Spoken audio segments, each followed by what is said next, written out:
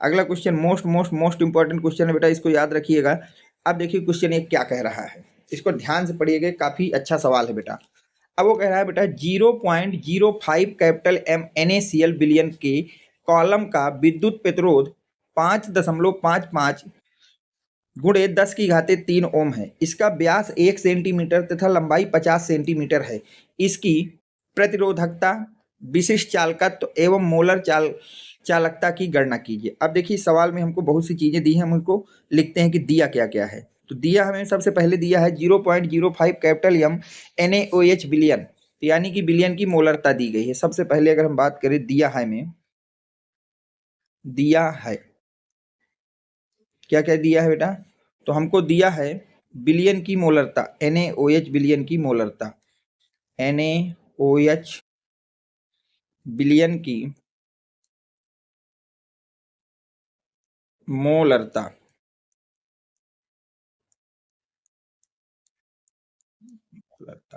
जिसको हम capital M से दिखाते हैं बेटा, उसकी वैल्यू दी गई है 0.05 कैपिटल एम।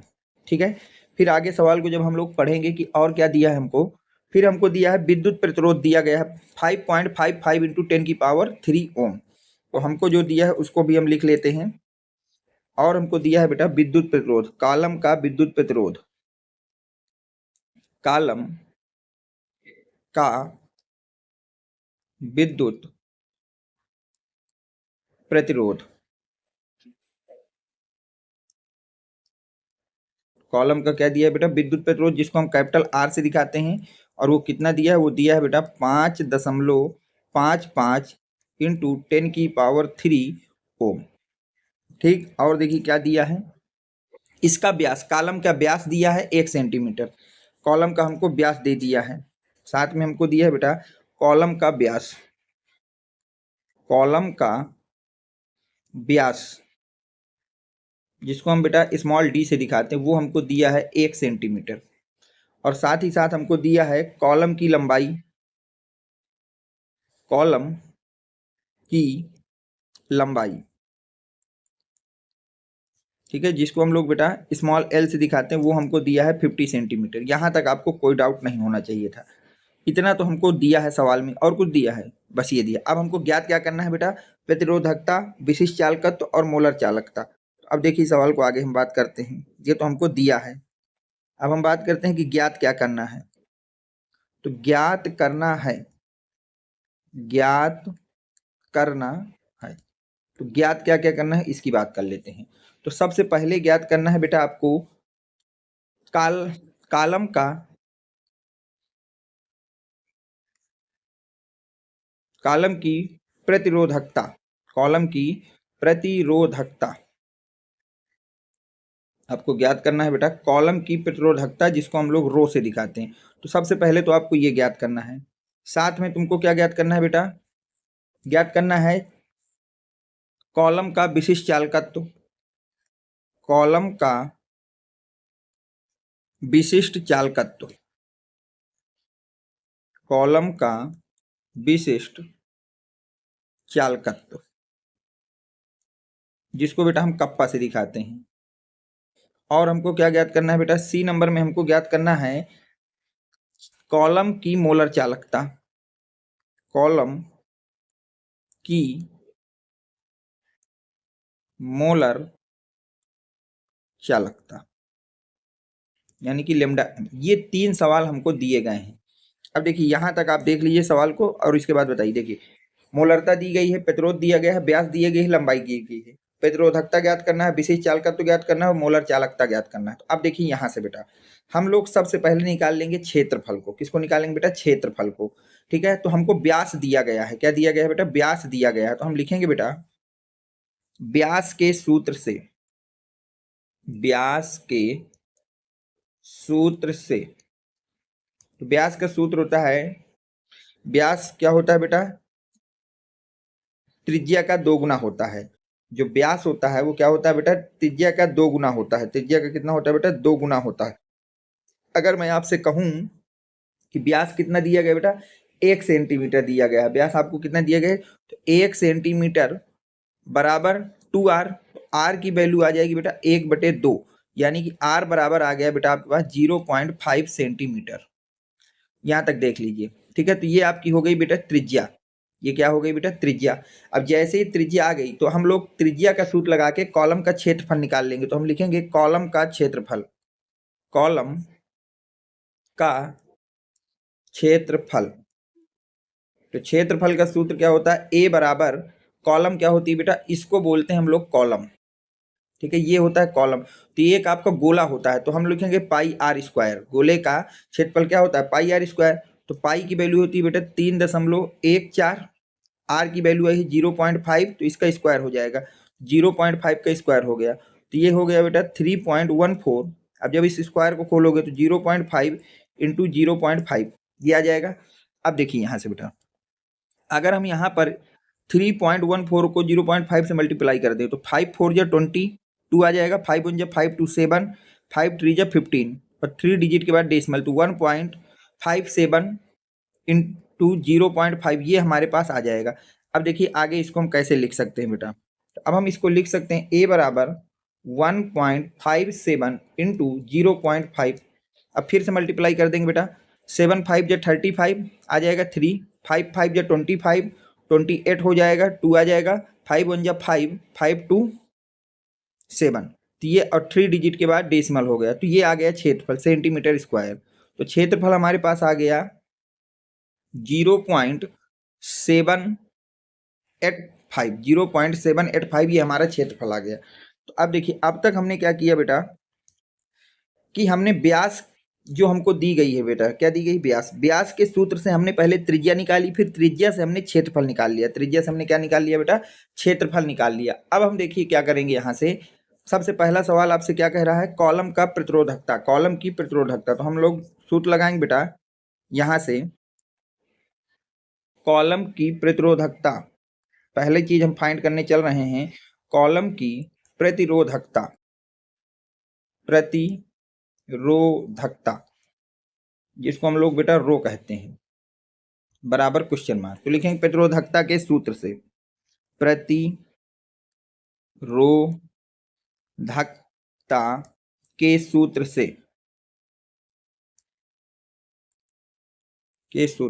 तो प्रतिरोधकता का सूत्र होता है बेटा rho equal to R A by L. क्या होता है बेटा, आर ए बाई एल। अब जो जो वैल्यू हमको दी गई है सबको यहाँ पे पुट कर देंगे। तो प्रतिरोध आप देख लीजिएगा बेटा, पीछे आपको दिया है 5.55 इंटू 10⁻³ सही। यहाँ तक क्षेत्रफल अभी हमने निकाला था 0.78, कितना था बेटा 0.785, और यल हमको क्वेश्चन में दिया गया है 50। ये सभी वैल्यू हमने यहाँ पे रख दी बेटा। यहाँ तक अब आपको कोई डाउट नहीं होना चाहिए। अब हम क्या करेंगे बेटा, सबसे पहले इसका क्या करेंगे कि 5.55 को मल्टीप्लाई कर देंगे 0.785 से। तो इसको जब डेस मल्टीप्लाई करोगे तो यहाँ से आपका आंसर आ जाएगा बेटा रो इक्वल टू 4.357 इंटू 10⁻³ और नीचे आपके पास बचेगा 50। नीचे आपके पास कितना बच जाएगा बेटा 50। तो अब जब 50 से इसको डिवाइड मार देंगे तो यहाँ से रो की वैल्यू आ जाएगी 0.0871 इंटू 10⁻³। अब जब हम 10⁻³ को खोलेंगे तो यहाँ से आपका आंसर आ जाएगा बेटा 87.1 और इसका मात्रक होता है ओम सेंटीमीटर। क्या होता है बेटा, ओम सेंटीमीटर। तो ये आपका हो गया बेटा पहला क्वेश्चन की जो कॉलम है उसका जो प्रतिरोधकता है, कॉलम की जो क्या है बेटा प्रतिरोधकता है, वो आपके पास कितनी होगी 87.1 होगी। वो कितनी होगी बेटा 87.1, 87.1। तो हम नीचे लिख देंगे आता है कॉलम की प्रतिरोधकता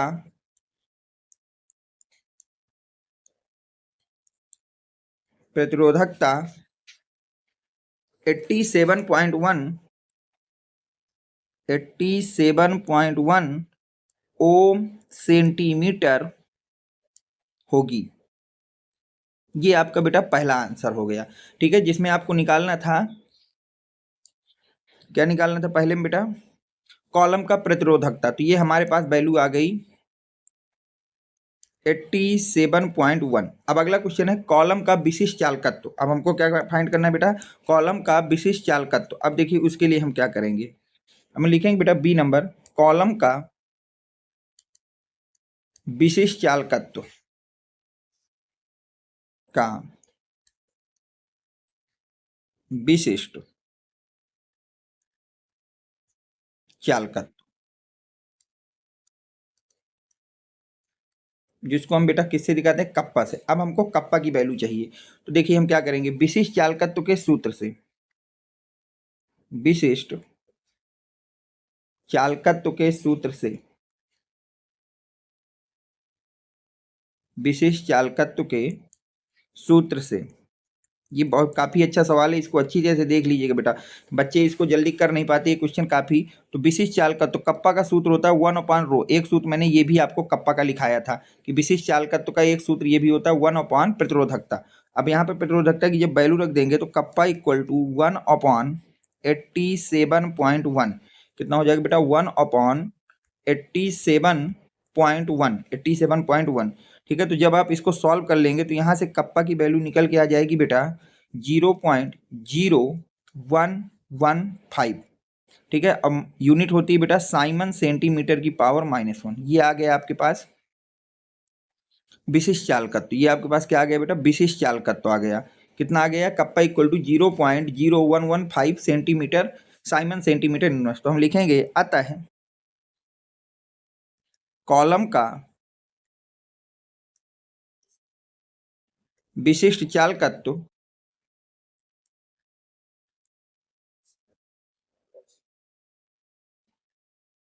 विशिष्ट चालकत्व 0.0115 साइमन सेंटीमीटर की पावर -1 साइमन सेंटीमीटर इनवर्स होगा।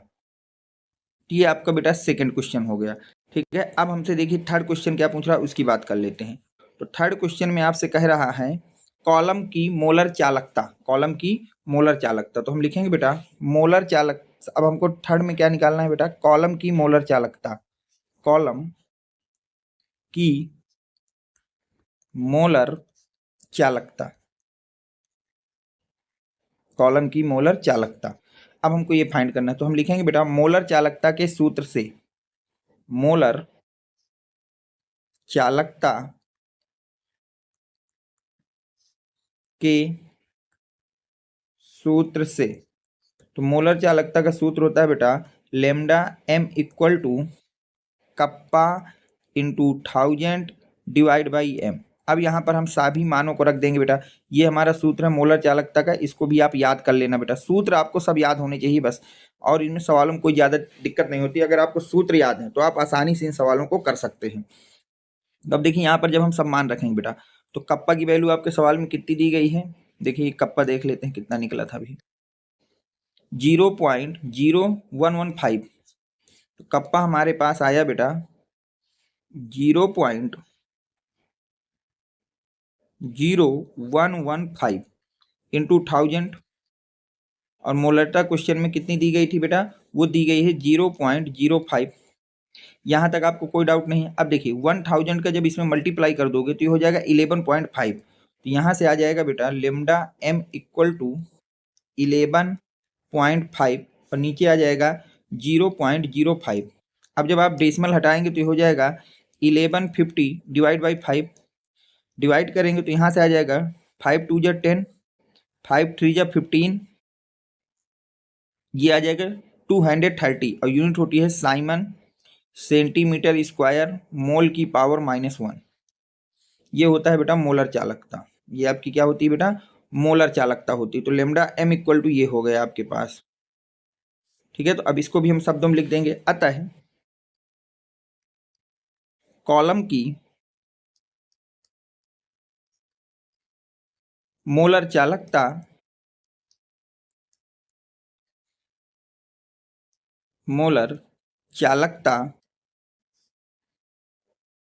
230 साइमन सेंटीमीटर स्क्वायर मोल की पावर -1 होगी। तो ये आपका ये क्वेश्चन का प्रॉपर आंसर है बेटा। इस क्वेश्चन को देखिए एक बार मैं आपको दोबारा दिखा देता हूँ, ध्यान समझिएगा, बहुत ही अच्छा क्वेश्चन है। सबसे पहले हमको जो जो दिया हमने लिख दिया, बिलियन की मोलरता लिख दी, प्रतिरोध लिख दिया, व्यास लिख दिया, लंबाई लिख दी। ठीक है कि जो मोलरता है वो इतनी है, प्रतिरोध इतना है, व्यास इतना है, लंबाई इतनी है। फिर हमको ज्ञात क्या करना था बेटा, प्रतिरोधकता ज्ञात करना था, विशिष्ट चालकत्व ज्ञात करना था, मोलर चालकता ज्ञात करना था। तो उसको ज्ञात करने से पहले सबसे पहले मैंने क्या किया यहाँ से बेटा कि व्यास के सूत्र का प्रयोग करके मैंने त्रिज्या निकाल ली। व्यास का सूत्र होता है त्रिज्या का 2 गुना व्यास होता है, तो वहां से त्रिज्या आ गई 0.5 सेंटीमीटर। और जैसे ही त्रिज्या मुझको मिली, मैंने उस त्रिज्या का प्रयोग करके कॉलम का क्षेत्रफल निकाल लिया, वो आ गया 0.785 सेंटीमीटर स्क्वायर। फिर हमको पहला सवाल निकालना था प्रतिरोधकता, तो प्रतिरोधकता का सूत्र लगा दिया जो कि होता है rho equal to R A by L, सभी वैल्यू रख दी, तो वहां से सॉल्व करके आ गया 87.1 ओम सेंटीमीटर।